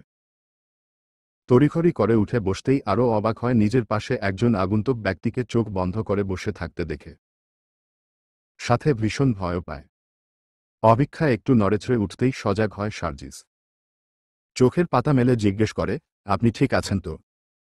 অভিক্ষার সর্বপ্রথম নজর যায় সেনাবাহিনীর পোশাক পরিহিত ব্যক্তিটির চোখের নীল মণির দিকে, যেটা তাকে একদম অবাক করে দেয়।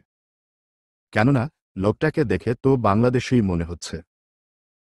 সকল প্রকার দ্বিধা দ্বন্দ্ব পাশে ঠেলে অভিক্ষা বলে ওঠে, কে আপনি?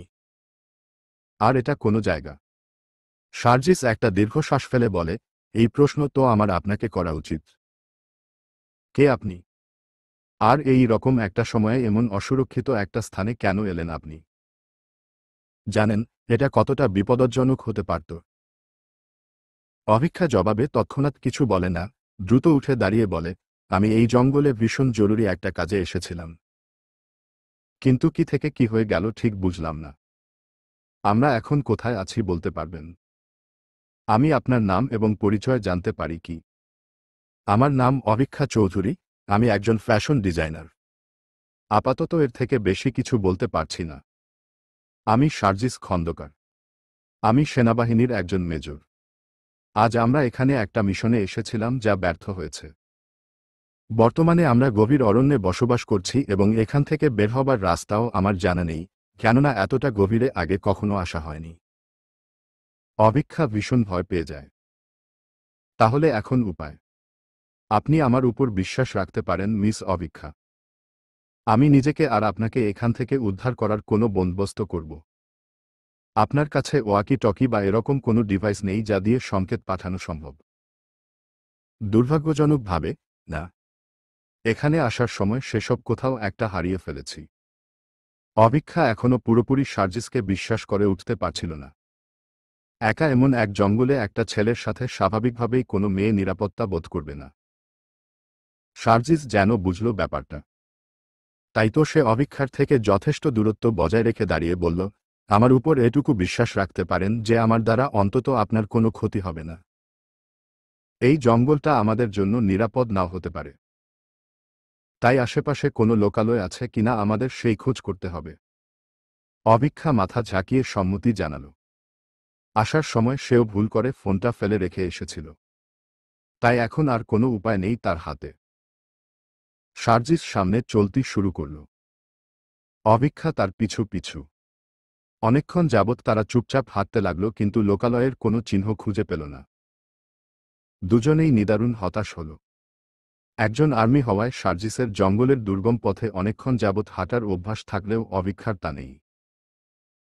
তাই অভিক্ষা ক্লান্ত হয়ে একটা বড় গাছের নিচে বসে পড়ল। সার্জিস ব্যাপারটা বুঝতে পেরে অভিক্ষাকে বলল, আপনি একটু এখানে বিশ্রাম নিন।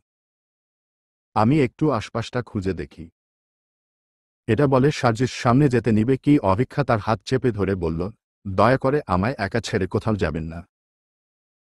অভিক্ষার এই স্পর্শ যেন সার্জিসের মনে অন্যরকম এক শীতল স্রোত বইয়ে দিল। সে ভীষণ অস্বস্তি বোধ করল। অভিক্ষা ব্যাপারটা বুঝে সার্জিসের হাত দ্রুত ছেড়ে দিয়ে বলে, দুঃখিত, আসলে। ঠিক আছে, আমি এখানেই আছি। আপনি বিশ্রাম নিন। অভিক্ষা স্বস্তির নিঃশ্বাস ফেলে গাছের নিচে বসে পড়ে। সার্জিসের পাশেই একটি বড় ফলের গাছ দেখতে পায় এবং ঢিল ছুঁড়ে সেখানে থেকে কিছু ফল পাড়ে। অতঃপর নিজের জন্য সামান্য কয়েকটা ফল রেখে বাকি ফলগুলো অভিক্ষার দিকে বাড়িয়ে দেয়। অভিক্ষার ভীষণ খিদে পেয়েছিল, কারণ অনেকক্ষণ সে না খেয়েছিল। এজন্য গোপাগপ সে ফলগুলো খেতে থাকে। সার্জিস অভিক্ষার পানেই চেয়ে থাকে। ফর্সা মুখশ্রীর হুডি আর জিন্স পরিহিত এই মেয়েটিকে যেন সৃষ্টিকর্তা সমস্ত মায়া ঢেলে দিয়েছেন। এমন মায়াবী চেহারা সার্জিস জীবনে খুব কমই দেখেছে। খাওয়া শেষ করে অভিক্ষা সার্জিসের উদ্দেশ্যে বলে, এখন আমি ঠিক আছি। চলুন আশেপাশে খুঁজে দেখি কোথাও যদি লোকালয়ের সন্ধান পাই। হুম, চলুন। দুজনে একসাথে চলা শুরু করে, তবে এবার আর তারা চুপ থাকে না। টুকটাক কথাবার্তা বলে। একসময় সার্জিস কৌতূহলের বশে অভিক্ষাকে জিজ্ঞেস করে বসে, আচ্ছা, আপনি এই জঙ্গলে কি কাজে এসেছিলেন? অভিক্ষা এখন সার্জিসের সাথে অনেকটাই ফ্রি হয়ে গেছে। কোথায় যেন একটা ভরসাস্থল হয়ে উঠেছে সার্জিস তার জন্য। এজন্য সে নির্দ্বিধায় বলে দেয়, আমি আসলে এখানে আমার বাবাকে খুঁজতে এসেছিলাম। বাবাকে খুঁজতে? আমার বাবাও আপনার মতো একজন সেনা কর্মকর্তা ছিলেন। আজ থেকে ২০ বছর আগে এই জঙ্গলে এসে তিনি একটা মিশনের কাজে হারিয়ে যান। তখন থেকে তার কোনো সন্ধান নেই। অনেক খোঁজার পরেও তাকে পাওয়া যায়নি। এজন্য একসময় তার খোঁজ থেমে যায় এবং সন্দেহ করা হয় যে এখানে কোনো খাদে পড়ে তার মৃত্যু হয়েছে। কিন্তু আমার মা এই দাবি মেনে নিতে নারাজ। তার মতে, আমার বাবা এখনও জীবিত আছে। এমনকি আমার নিজেরও তাই মনে হয়। এজন্যই আমি এই স্থানে বাবাকে খুঁজতে এসেছি, কারণ এখানেই বাবাকে শেষ দেখা গেছিল। সার্জিস নম্রতার সহিত বলে, আপনার কথা শুনে আমি ভীষণ মর্মাহত বোধ করছি। তবে আমার মনে হয়েছে, আপনার এখানে একা এভাবে আসার সিদ্ধান্ত হঠকারিতা ছাড়া আর কিছুই নয়। দেখুন, আজ বড় কোনো বিপদও হয়ে যেতে পারত। এমনকি এখন আমরা যে এই জঙ্গলে হাঁটছি এখানেও কোনো বিপদ হানা দিতে পারি। আপনি ঠিকই বলেছেন। এখানে ভুলটা আমারই। এজন্যই মা আমাকে এখানে আসতে মানা করেছিল, কিন্তু আমি তার কথা শুনলাম না। এখন আফসোস হচ্ছে। আমি নিজের যথেষ্ট চেষ্টা করব আপনাকে নিরাপদে পৌঁছে দেওয়ার। বাকিটা দেখা যাক। অনেকক্ষণ ধরে জঙ্গলের পথ ধরে হাঁটতে হাঁটতে তারা দুজনেই ক্লান্ত হয়ে যায়। এরই মধ্যে আধার নামে। আকাশের অবস্থাও ভালো না। মেঘের তর্জন গর্জন শুরু হয়ে গেছে। সার্জিস এমন অবস্থা দেখে বলে, আমাদের এখন আশেপাশে কোনো বড় গাছের নিচে আশ্রয় নেওয়া উচিত। যে কোনো মুহূর্তে বৃষ্টি আসতে পারে, আবার রাতও গভীর হচ্ছে মনে হয়। অভিক্ষা সম্মতি জানায়। দুজনে কিছুটা দূরে গিয়ে একটা গাছের তলায় বসে পড়ে। কিছুক্ষণের মধ্যে বৃষ্টি নামে। বড় গাছের নিচে আশ্রয় নিলেও অভিক্ষা এবং সার্জিস বেশ খানিকটা ভিজে যায়। বৃষ্টি থামতেই সার্জিস সংগ্রহ করে রাখা কিছু শুকনো কাঠ এবং পাথর দিয়ে আগুন জ্বালানোর চেষ্টা করে। অভিক্ষার ফোবিয়া থাকায় সে কিছুটা দূরে সরে বসে। কিছুক্ষণ চেষ্টার পরে সফল হয়। সার্জিস অভিক্ষার উদ্দেশ্যে বলে, আপনি ঘুমিয়ে পড়ুন। আমি রাত জেগে পাহারা দিব। আপনাকে শুধু একা কেন কষ্ট করতে হবে? যদি খুব ঘুম পায় তখন আমায় ডেকে দিতে পারেন। এমনটা না। আমার না ঘুমিয়ে থাকার অভ্যাস আছে। আপনি বিশ্রাম নিন। সারাদিন এভাবে হেঁটে নিশ্চয়ই অনেক ক্লান্ত আপনি। অভিক্ষা আসলেও অনেক ক্লান্ত ছিল। চোখ বন্ধ করার কিছু সময় পরেই ঘুমের ঘোরে ঢুলে পড়ে। আগুনের বহ্নিশিখায় সার্জিস ঘুমন্ত অভিক্ষার পানে তাকিয়ে থাকে। ঘুমন্ত অবস্থায় মেয়েটাকে যেন আরও বেশি মায়াবী লাগে। সার্জিস বুঝতে পারে না তার সাথে এসব কি হচ্ছে। আগে কোনো মেয়েকে দেখে তো তার মনে এমন অনুভূতি আসেনি। তাহলে এই মেয়েকে দেখে এমন হচ্ছে কেন? রাত একটু গভীর হলে শীত বাড়ায়, অভিক্ষা ঘুমের মধ্যেই কাঁপতে থাকে। সার্জিস ব্যাপারটা লক্ষ্য করে নিজের শার্টটা খুলে অভিক্ষাকে পরিয়ে দেয়। তবুও অভিক্ষার কম্পন থামছে না দেখে সে উপায়ন্তর না পেয়ে অভিক্ষাকে নিজের বুকের সাথে জড়িয়ে নেয়। আর বলে, আমায় ক্ষমা করবেন অভিক্ষা। এছাড়া আমার কাছে আর কোনো উপায় ছিল না। অভিক্ষাকে এভাবে জড়িয়ে ধরায় সার্জিসের হৃদস্পন্দন দ্রুত হয়। সে বুঝে উঠতে পারে না এসবের কারণ। এর মধ্যে তার চোখেও ঘুম নামে। পরদিন সকালে ঘুম থেকে উঠতেই সার্জিস অবাক হয়। নিজের চোখের সামনে সে 4 থেকে 5 জন সাধারণ মানুষকে দেখতে পায় যারা তাদের ঘিরে রেখেছে। সার্জিস অভিক্ষাকে নিজের বুকের সাথে জড়িয়ে ধরে ঘুমিয়েছিল। এই দৃশ্য দেখে জঙ্গলে কাঠ সংগ্রহ করতে আসা কিছু মানুষজন তাদের দেখে ভুল ভাবে। তারা ভাবে দুজনে কোনো অনৈতিক কাজ করতে এখানে এসেছিল। এজন্য তারা সবাই মিলে ঘিরে ধরে আছে তাদেরকে। সার্জিসের ঘুম ভাঙতেই সে এত লোক দেখে অবাক হয়, সাথে কিছুটা আশার আলোও খুঁজে পায়। তাদের সকলের উদ্দেশ্যে বলে, এখানে আশেপাশে কি লোকালয় আছে? আমরা আসলে এই জঙ্গলে ঢুকে পড়ে পথ হারিয়ে ফেলেছি। আমাদের সাহায্য করুন প্লিজ।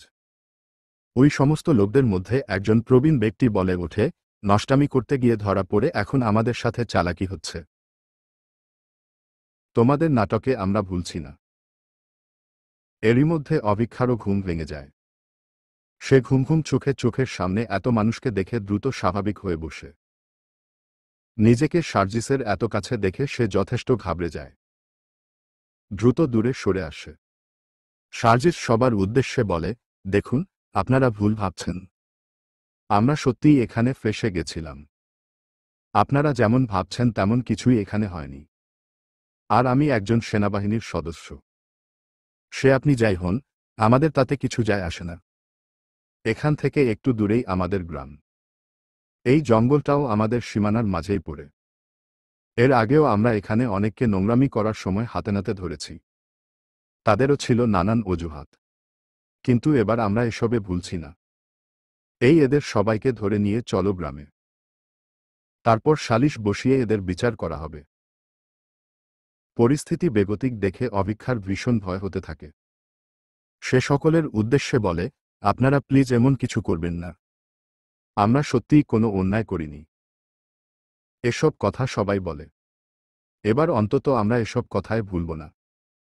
একথা বলেই সবাই সার্জিস ও অভিক্ষাকে এক প্রকার টেনে টেনে নিয়ে যেতে থাকে। অভিক্ষার ভীত সন্ত্রস্ত চেহারা দেখে সার্জিস চোখের ইশারায় তাকে ভরসা দেওয়ার চেষ্টা করে। কিন্তু অভিক্ষার উপর এখন এসবের কোনো প্রভাব পড়ে না। সার্জিস ও অভিক্ষাকে গ্রামে নিয়ে গিয়ে সালিশ বসানো হয়। সেখানে সার্জিস ও অভিক্ষা সবাইকে সত্যটা বলে কনভিন্স করার অনেক চেষ্টা করে যে তারা কোনো নোংরামি করছিল না, পরিস্থিতির শিকার ছিল। কিন্তু কেউ তাদের কথা বিশ্বাস করে না। গ্রামের কয়েকজন মুরব্বী লোক বলে, এসব অনাচার আমাদের গ্রামে আল্লাহর গজব নাজিল করতে পারে। তাই আমাদের এর একটা বিহিত করতেই হবে। এহেন কথায় গ্রামের সাধারণ মানুষ ভীত হয়ে পড়ে। তারা সমস্বরে বলে, আমাদের কোনো উপায় বলুন যাতে আমরা গজব থেকে রক্ষা পাই। এখন এর একটাই উপায়। এরা যা করেছে তাতে এদের বিয়ে দিয়ে দিল, এরা একটা পবিত্র বন্ধনে আবদ্ধ হবে, যাতে করে আমরা এই অপবিত্রতার অভিশাপ থেকে মুক্তি পাব।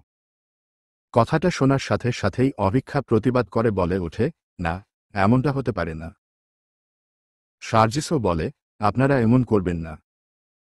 আমরা তো বারবার বলছি আমরা কোনো অন্যায় করিনি, আপনারা তাই আমাদের উপর জোর করে কোনো সিদ্ধান্ত চাপিয়ে দিতে পারেন না। মুরব্বী লোকটা বলে ওঠে, আমাদের গ্রামকে গজব থেকে বাঁচাতে আমাদের এদের বিয়ে দিতেই হবে। যদি এরা রাজি না হয় তো প্রয়োজনে জোর করে এদের বিয়ের ব্যবস্থা করো। এই কথাটা শোনার পরই কিছু পুরুষ জোরপূর্বক সার্জিসকে আটকে ধরে। আর কয়েকজন নারী অভিক্ষাকে টেনে নিয়ে একটা ঘরে নিয়ে যায়। কিছুক্ষণ পরেই অভিক্ষাকে একটা লাল শাড়ি পরিয়ে বাইরে নিয়ে আসে। গ্রামের কাজীকে ডেকে পাঠানো হয়। কাজী এসে বিয়ে পড়ানো শুরু করে। গ্রামের লোকেরা সার্জিস ও অভিক্ষাকে এমনভাবে ঘিরে রেখেছিল যে তাদের কিছু করারও ছিল না। কয়েকজন লাঠি হাতে দাঁড়িয়ে ছিল সার্জিস ও অভিক্ষার সামনে, তাদের উদ্দেশ্যে, এরা কোনো গণ্ডগোল করার চেষ্টা করলেই এদের মারবে। সার্জিস ও অভিক্ষা এমতাবস্থা দেখে বাধ্য হয়ে চুপচাপ সব মেনে নেয়। কবুল বলার পালা আসলে দুজনেই নিজের অনিচ্ছা সত্ত্বেও কবুল বলে দেয়। অভিক্ষা তো কবুল বলেই কান্নায় ভেঙে পড়ে। কাজী সাহেব বলেন, আজ থেকে আপনারা স্বামী স্ত্রী। আল্লাহর কাছে আপনাদের সুখী দাম্পত্যের জন্য দোয়া করি। অভিক্ষাকে কাঁদতে দেখে কিছু মেয়ে বলে, নোংরামি করার সময় মজা লাগে আর বিয়ে করতেই কি কান্না। এসব কথা অভিক্ষার বুকে তীরের মতো বিঁধে। এদিকে বিয়ের পালা মিটতেই সার্জিস কিছু গ্রামবাসীর সাথে কথা বলে সিলেটে ফেরার রাস্তা সম্পর্কে জেনে নেয়। অতঃপর অভিক্ষার কাছে এসে বলে, চলুন, আমাদের এখন ফিরতে হবে। অভিক্ষা চিৎকার করে বলে ওঠে, আপনার সাথে কোথাও যাব না আমি। এই বিয়েটা আমি মানি না। আপনি একদম আমার উপর স্বামিত্ব ফলাতে আসবেন না। সার্জিস একটা দীর্ঘশ্বাস ফেলে বলে, আমার এরকম কোনো ইচ্ছা নেই। এই বিয়েতে আমার নিজেরও কোনো মত ছিল না। আমি শুধু নিরাপদে এই সিলেটে পৌঁছানো পর্যন্ত আপনার সাথে আছি। তারপর আপনার পথ আলাদা আর আমার পথ আলাদা। শেষের কথাটা বলার সময় কেন জানি সার্জিসের মনটা খারাপ হয়ে যায়। কারণ রাজি না থাকলেও সে তো কবুল বলে মেয়েটাকে বিয়ে করেছে। তাছাড়া এই অভিক্ষা নামের মেয়েটার প্রতি তার মনে কোথাও একটা সফট কর্নারও তৈরি হয়েছে। কিন্তু সবকিছুর ঊর্ধ্বে গিয়ে সার্জিস অভিক্ষার সিদ্ধান্তকেই সম্মান দেব। যদি অভিক্ষা এই সম্পর্কটাকে মেনে নিতে না চায় তো সার্জিসও এটা নিয়ে আর কথা বাড়াবে না। অভিক্ষা সার্জিসকে বলে, সিলেটে ফেরার পর আপনি আর কখনো আমার সাথে যোগাযোগ করার চেষ্টা করবেন না। যেহেতু আমরা দুজনের কেউই মন থেকে কবুল বলিনি তাই এই বিয়ে কবুল হয়নি, এর কোনো ভিত্তি নেই। ঠিক আছে। সিলেট শহরে পৌঁছেই অভিক্ষা সার্জিসকে বলে, আশা করি এটাই আমাদের শেষ দেখা। জীবনে আর কখনো আমি আপনার মুখোমুখি হতে চাই না। আপনার সাথে দেখা হওয়ার পর থেকে সমস্ত ঘটনাকে আমি দুর্ঘটনা ভেবে ভুলে যেতে চাই। যাই হোক, আপনি আমার অনেক সাহায্যও করেছেন। এসবের জন্য আমি চিরকৃতজ্ঞ থাকব। তবে আশা করি আপনার চিন্তা ভাবনাও আমার মতোই। সার্জিস হালকা হেসে বলে, আমিও এই বিয়েটা মন থেকে করিনি। তাই আপনি না চাইলে এই সম্পর্কটা আমার কাছেও ভিত্তিহীন। ভালো থাকবেন। আপনি এগিয়ে যান আপনার পথে। সবটাকে দুঃস্বপ্ন ভেবে ভুলে যাবেন। অভিক্ষা রাস্তায় চলন্ত একটা বাস থামিয়ে সেখানে উঠে পড়ে। অতঃপর সেই বাসে করে সামনের দিকে এগিয়ে যায়। সার্জিস ব্যথিত চোখে অভিক্ষার যাওয়ার পানে তাকিয়ে থাকে। তার হৃদয়ে কেন জানি একটা সূক্ষ্ম ব্যথা অনুভূত হয়। এই ব্যথার কারণ তার কাছে অজানা। ধীরে ধীরে বাসটা সার্জিসের চোখের আড়াল হয়ে যায়। সার্জিস একটা দীর্ঘশ্বাস ফেলে বলে, আমারও চেষ্টা করা উচিত সবটাকে স্বপ্ন ভেবে ভুলে যাবার। এই বিয়ের কোনো ভিত্তি নেই। অভিক্ষা হোটেলে ফিরে এসে হতবাক হয়ে যায়। কারণ সে দেখতে পায় সুনীতি সেখানে এসে বসে আছে। তাকে ভীষণ চিন্তিত লাগছে। মুন্নিকে অনেক বকাবকিও করছে সে। অভিক্ষা এসেই বলে ওঠে, মা, তুমি। সুনীতি অভিক্ষাকে দেখেই ছটফটিয়ে ছুটে আসে। অভিক্ষার গালে ঠাস করে থাপ্পড় বসিয়ে দিয়ে বলে, এই ছিল তোমার মনে? নিজেকে খুব চালাক ভেবেছ, তাই না? আমাকে এতটাই বোকা মনে করো তুমি? এজন্যই আমি তোমাকে অতিরিক্ত স্বাধীনতা দিতে চাই না। কাল থেকে তোমার কোনো খোঁজ নেই। আমি তো শুনেই আজ সকাল সকাল ঢাকা থেকে সিলেটে ছুটে আসি। পুলিশ রিপোর্টও করেছি। জানো কতটা দুশ্চিন্তায় ছিলাম আমি? অভিক্ষা মাথা নিচু করে। সুনীতি এবার অভিক্ষার দিকে ভালোভাবে খেয়াল করে বলে, আর তুমি এই লাল বেনারসির শাড়িটা কোথায় পেলে? চুপ করে আছো কেন, উত্তর দাও। মা, আমি একটা ফ্যাশন শোয়ে ছিলাম আর সেখানেই এই শাড়িটা পরতে হয়েছিল। আমাকে বোকা ভেবেছ? একদিন থেকে তুমি ফ্যাশন শোয়ে ছিলে। কোথায় ছিলে সেখানকার নাম্বার দাও আমায়, আমিও সত্যটা যাচাই করে নেই। অভিক্ষা আর কিছু বলার মতো খুঁজে পায় না। কিন্তু তাকে তো সবটা ম্যানেজ করতে হবেই। এর মধ্যে সুনীতি বলে ওঠে, অনেক হয়েছে। তুমি আর এক সেকেন্ডও সিলেটে থাকবে না। এক্ষুনি আমার সাথে ঢাকায় ফিরে চলো। বলেই টানতে টানতে অভিক্ষাকে নিয়ে যেতে থাকেন। অভিক্ষা সুনীতির সাথে ঢাকায় ফিরে আসে। ঢাকায় আসার পর থেকে অভিক্ষা অনেকটাই চুপচাপ হয়ে যায় এবং সর্বক্ষণ একা থাকতে থাকে। তার মধ্যে এক ধরনের মানসিক অবসাদ দেখে দেয়, যা দেখে সুনীতি ও রাহেলা খাতুন দুজনেই চিন্তিত হয়ে পড়েন। সিলেট থেকে ফেরার এক সপ্তাহ পর, যখন অভিক্ষা অনেকটাই ঘরকুনো হয়ে যায়, তেমন একদিন সুনীতি রাহেলা খাতুনকে বলেন, মা, আপনার মনে হয় না আপনার নাতনি অনেকটা বদলে গেছে? ব্যাপারটা আমারও চোখে পড়ছে বৌমা। আগে তো মেয়েটা সবসময় হাসি খুশি থাকত, কথাবার্তাও বলতো অফুরন্ত। এখন তো প্রয়োজন ছাড়া কিছু বলেও না, কাজেও অনেকটা অমনোযোগী হয়ে পড়েছে। আমি তো মুন্নির কাছে শুনলাম ওদের অনেক গুরুত্বপূর্ণ ফ্যাশন শো অভিক্ষা বাতিল করে দিয়েছে। সুনীতির বুকটা ধক করে ওঠে। সে বলে, ও কি আমার উপর রাগ করে এমন হয়ে গেল? সেদিন আমি ওকে থাপ্পড় মেরে আর জোর করে সিলেট থেকে ফিরিয়ে এনে কি ভুল করলাম? কিন্তু আমারও যে আর কিছু করার ছিল না। সেদিন সুনীতিকে খুঁজে পাওয়া যাচ্ছে না শুনে আমি এতটাই ভয় পেয়ে গেছিলাম যে মাথা কাজ করছিল না। তোমার ব্যাপারটা আমি বুঝতে পারছি বৌমা। তবে আমার মনে হয় না সখী এমন কোনো সাধারণ বিষয় নিয়ে রাগ করে থাকবে। হয়তো ঘটনা অন্য কিছু। তাছাড়া যেদিন ও নিখোঁজ ছিল সেদিনকার ঘটনা সম্পর্কেও বিস্তারিত কিছু বলেনি। আমার তাহলে এখন কি করা উচিত? তুমি একটু ওর সাথে স্বাভাবিকভাবে মেশার চেষ্টা করো, যাতে ও নিঃসংকোচে তোমাকে ওর মনের কথা বলতে পারে। ঠিক আছে। নিজের কক্ষে বসে জানালার পানে একদৃষ্টিতে তাকিয়ে আছে অভিক্ষা। এক সপ্তাহ অতিবাহিত হয়ে গেলেও আজও সে ওই ঘটনার ধাক্কা সেরে উঠতে পারেনি। প্রতিদিন স্বপ্নে ওই দিনের ঘটনা ভেসে ওঠে, যা তাকে ঘুমাতে দেয় না। অভিক্ষার অন্তর থেকে কেউ একজন বলে ওঠে, তুই এখন বিবাহিত অভিক্ষা। চাইলেও এই সত্যটা অস্বীকার করতে পারবি না। ওই সেনাবাহিনীর মেজর এখন তোর স্বামী। অভিক্ষা নিজের কান চেপে ধরে বলে, না, না, আমি এই বিয়েটা মানি না। এটা আমাদের জীবনে একটা দুঃস্বপ্ন, যা আমি ভুলতে চাই।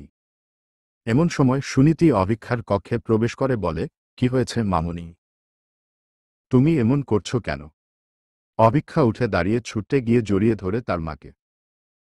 সুনীতিও পরম আবেশে মেয়ের মাথায় হাত বুলিয়ে দিয়ে বলে, তুমি একদম ভয় পাবে না।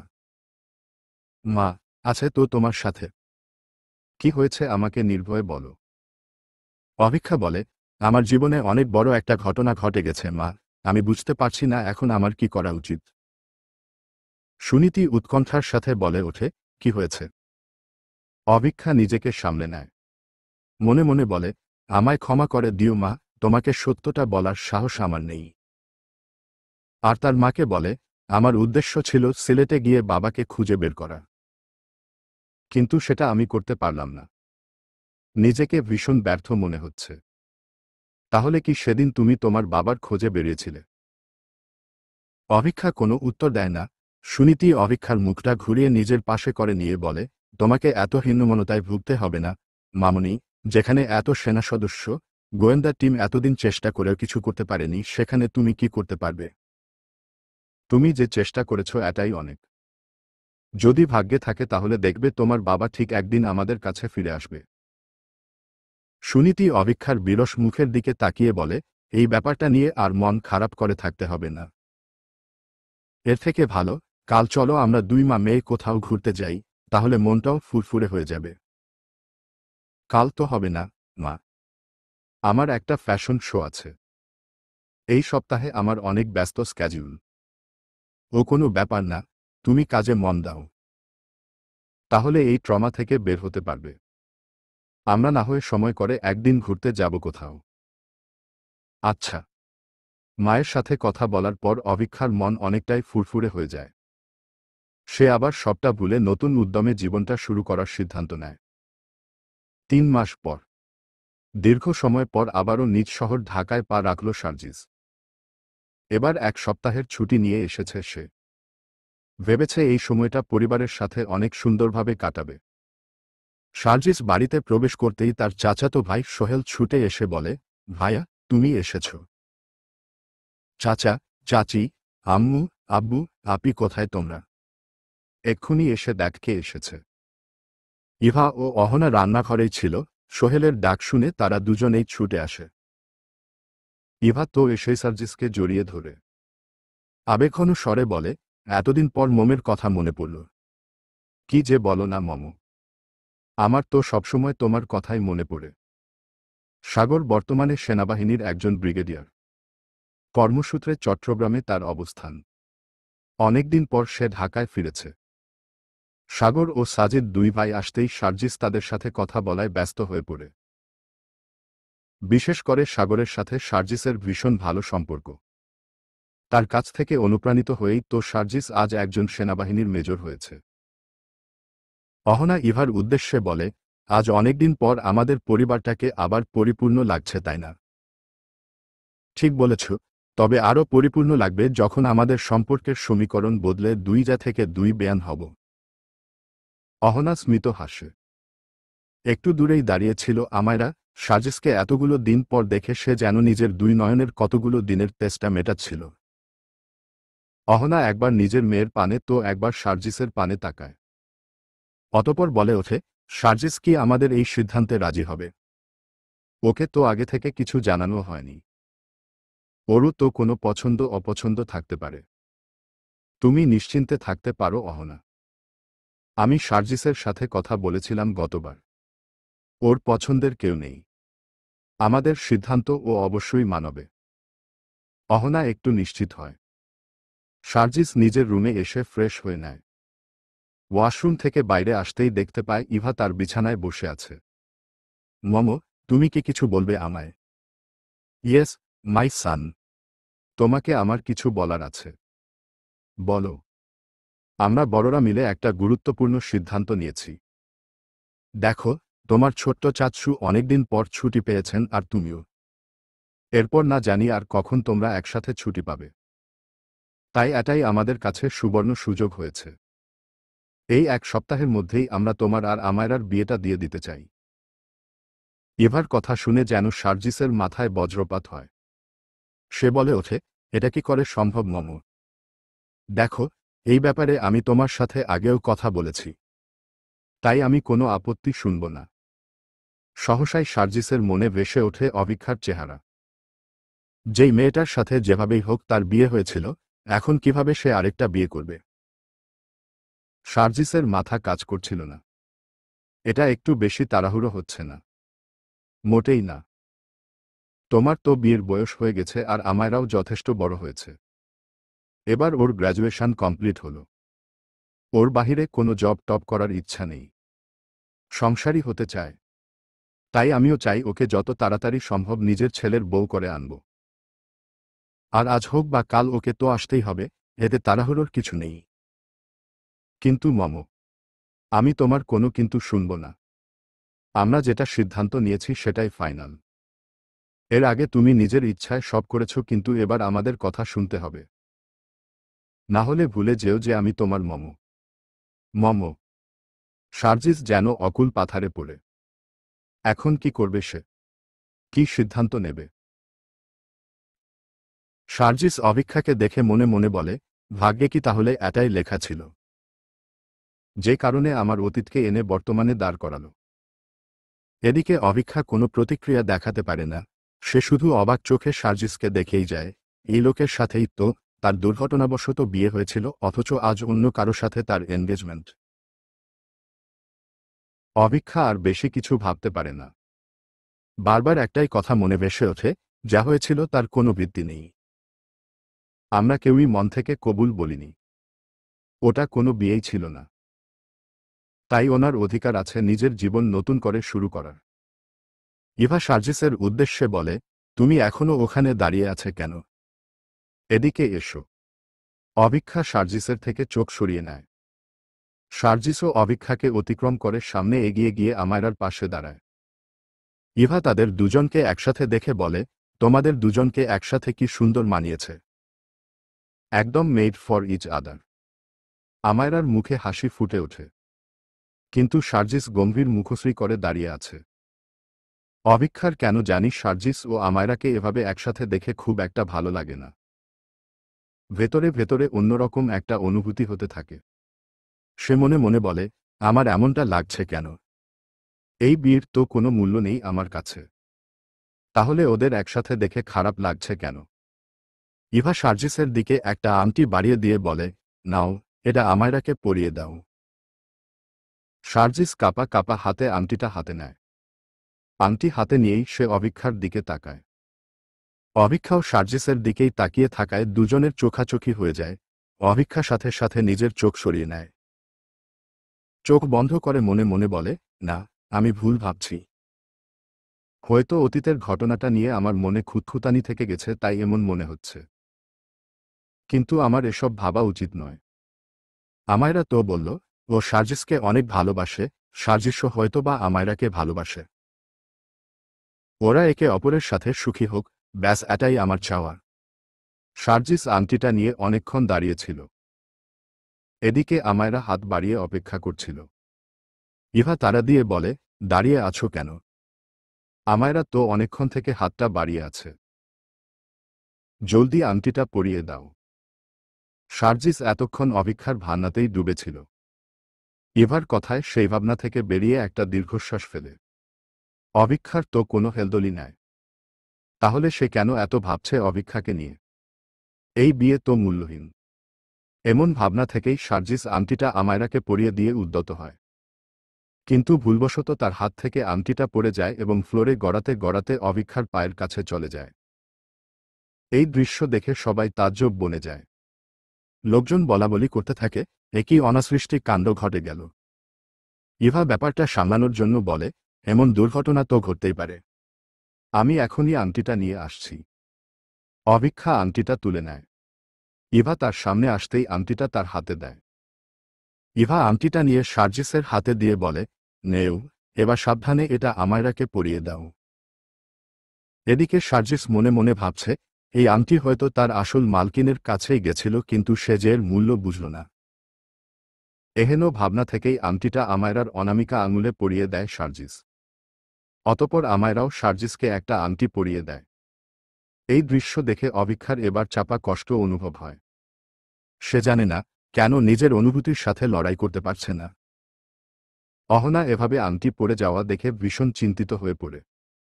সে বলে, এটা কোনো অশুভ লক্ষণ নয় তো? সাগর বলে, অহনা, তুমিও না। শুধু শুধু এসব ভাবছ। এমন কিছুই না। সুনীতি পাশেই দাঁড়িয়েছিল। সে বলে, আসলেই এত চিন্তা করার কিছু নেই। এটা একটা দুর্ঘটনা ছিল। তুই এটা নিয়ে এত ভাবিস না। তোমরা যাই বলো, আমার মন মানতে চাইছে না। বিয়েটা ঠিকভাবে মিটে গেলে বাঁচি। এঙ্গেজমেন্টের পর্ব মিটে যেতেই সার্জিস নিজের রুমে এসে দরজা বন্ধ করে বসে থাকে। তার মাথা থেকে এখনও অভিক্ষার ভাবনা যাচ্ছে না। সার্জিস নিজের চুল টেনে টেনে বলল, কেন কেন কেন আমায় এমন দ্বিধার মধ্যে পড়তে হলো?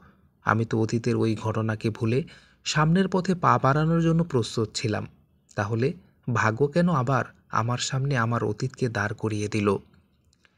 সার্জিস কিছুক্ষণ চিন্তাভাবনা করে বলল, না, আমার এই ব্যাপারে অভিক্ষার সাথে খোলামেলা কথা বলতে হবে। আমাকে জানতেই হবে ও এই সম্পর্কটা নিয়ে কি ভাবছে। যদিও এটাকে কোনো মূল্য না দিতে চায়, তাহলে আমি ওকে ভুলে আমরায়কে বিয়ে করতে প্রস্তুত। কিন্তু ও যদি এমনটা না চাইতো, আমি কিছুতেই আমরায়কে বিয়ে করতে পারবো না। কারণ আমরায়ের জন্য আমার মনে কোনো অনুভূতি নেই। ওকে শুধু আমি পরিবারের সবার কথা মেনে বিয়ে করতে রাজি হয়েছি। আর অভিক্ষার প্রতি। অতঃপর সার্জিস চোখ বন্ধ করে অভিক্ষার সাথে কাটানো স্মৃতিগুলো মনে করে। ওর প্রতি আমার কিছু একটা অনুভূতি আছে। ওর পাশে থাকলে আমি একটা অদ্ভুত কানেকশন ফিল করি। আমি জানি না এই অনুভূতির কি নাম দিব, কিন্তু আমি তো অসহায়। এদিকে অভিক্ষা বেজার মনে খন্দকার বাড়িতে ঘোরাঘুরি করছিল। সুনীতি তো অহনার সাথে গল্পে গল্পে ব্যস্ত। কিন্তু রাহেলা খাতুন অভিক্ষার এই অন্যমনস্কতা লক্ষ্য করেন। তিনি অভিক্ষার সামনে এসে বলেন, কি হয়েছে সখী, তোমায় এমন অন্যমনস্ক লাগছে কেন? কিছু কি হয়েছে তোমার সাথে? না, কিছু হয়নি। অভিক্ষা কাউকেই ওই ব্যাপারে কিছু বলতে চায় না, তাই সে ব্যাপারটা লুকিয়ে রাখে সব সময়। রাহেলা খাতুনকে পাশ কাটিয়ে চলে যায় সে, কিন্তু রাহেলা খাতুনও বুঝতে পারলেন ব্যাপারটা এত সাধারণ না, কিছু তো একটা হয়েছেই তার সাথে। অভিক্ষা অন্যমনস্ক হয়ে হাঁটতে হাঁটতে হঠাৎ করে কারো সাথে ধাক্কা খায়। সরি বলে সামনে তাকাতেই হতবাক হয়ে যায় সে, কারণ তার সামনে দাঁড়িয়ে ছিল মুকিত চৌধুরী। মুকিত অভিক্ষাকে দেখেই পাকা হাসি দিয়ে বলল, তাহলে আমাদের আবারও দেখা হয়েই গেল। তুমি, মানে আপনি কি করছেন এখানে? তুমি যেই কারণে এখানে এসেছো, ঠিক সেই কারণেই আমিও এসেছি। আমার ইনভাইটেশন ছিল। সার্জিসের বাবা সাজিদ খন্দকার হলো আমার বিজনেস পার্টনার। অভিক্ষা মুকিতের সাথে কথা বাড়াতে চায় না আর, তাই সে পাশ কাটিয়ে চলে যেতে চায়। কিন্তু মুকিত হঠাৎ তার হাত টেনে ধরল। অভিক্ষা বলল, প্লিজ আমার হাতটা ছাড়ুন। ছাড়ব না, কি করবে? মুকিত, আমি বলছি আমার লাগছে, প্লিজ হাতটা ছেড়ে দাও। লাগুক না, লাগাই তো উচিত। এত সেজেগুজে কেন এসেছো এখানে? যাতে কোনো বড়লোক ছেলেকে পটাতে পারো? Mind your language. তোমার মতো মেয়ের প্রতি এর থেকে আর কিছু সুন্দর ল্যাঙ্গুয়েজ ইউজ করবো আমি কি করে বলো? টাকার জন্যই তো আমায় ছেড়ে গিয়েছিলে, তাই না? আমার বাবা তোমায় কত টাকা দিয়েছিল আমার জীবন থেকে সরে যাওয়ার জন্য, বলো তো? এসব তুমি কি বলছো মুকিত? আমি মোটেই টাকা নেইনি তোমার বাবার থেকে। চুপ, এসব নাটক আমার সামনে চলবে না। আরে, আমার তো এটা ভেবেই ঘৃণা হচ্ছে যে তোমার মতো এত লোভী একটা মেয়েকে আমি ভালোবেসেছিলাম কি করে। অভিক্ষার চোখে জল চলে আসে কথাটা শুনে। এরই মধ্যে সেখানে হঠাৎ করে সার্জিস এসে উপস্থিত হয়। মুকিতকে এভাবে অভিক্ষার হাত ধরে থাকতে দেখে তার ভীষণ রাগ হয়। সে বলল, what the hell is going on? Mukit অভিক্ষার হাত ছেড়ে দিয়ে বলল, আরে সার্জিস যে, ও আমার পুরো পরিচিত, তাই একটু আলাপ করছিলাম আমরা।